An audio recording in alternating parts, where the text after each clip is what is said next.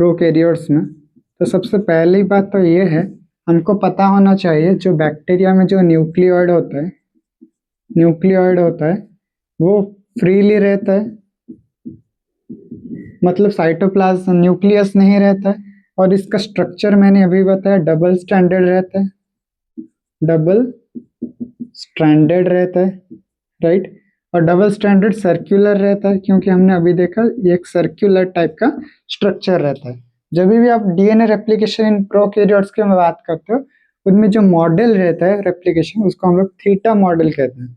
Model of DNA replication in prokaryotes, जिसको हम लोग थीटा मॉडल कहते हैं,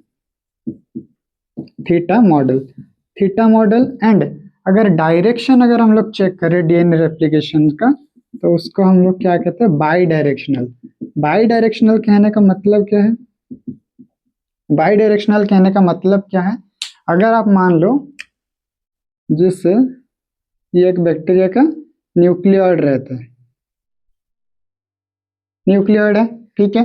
अगर मान लो यहाँ से आपका क्या होता है, डीएनए रेप्लिकेशन स्टार्ट होता है, तो ये दोनों डायरेक्शन में ऐसे मूव करता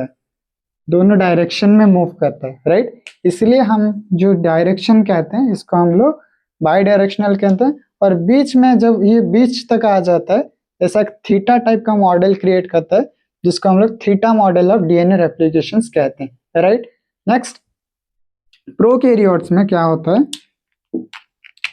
जो डीएनए रेप्लिकेशन होता है वो साइटोप्लाज्म में होता है, क्योंकि बैक्टीरिया के पास क्या होता है, न्यूक्लियस एब्सेंट होता है।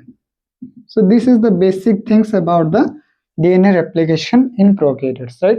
अब इसको जानने के बाद हम लोग देखेंगे कौन कौन से इंपॉर्टेंट प्रोटीन्स रहते हैं जो कि डीएनए रेप्लिकेशंस में काम करते हैं, ठीक है। तो डीएनए रेप्लिकेशन एक मल्टी एंजाइमेटिक प्रोसेस रहता है, जिसमें बहुत सारे इंपॉर्टेंट एंजाइम्स काम करते हैं। तो मैं पहले आपको रेप्लिकेट एंजाइम्स के बारे में बता देता हूँ जो कि यूज होते हैं डीएनए रेप्लिकेशंस में। तो जब भी हम लोग डीएनए रेप्लिकेशन पढ़ते हैं, सबसे इंपॉर्टेंट बात यह है इधर enzymes of DNA replication, enzymes of DNA replication, right. तो सबसे इंपॉर्टेंट बात, और ये बहुत ज्यादा टाइम बहुत बार पूछा जाता है कि रेप्लिकेशन में यूज होने वाले एंजाइम्स क्या क्या होते हैं, ओके। सबसे पहला इंपॉर्टेंट एंजाइम होता है जिसको हम लोग बोलते हैं हेलिकेज।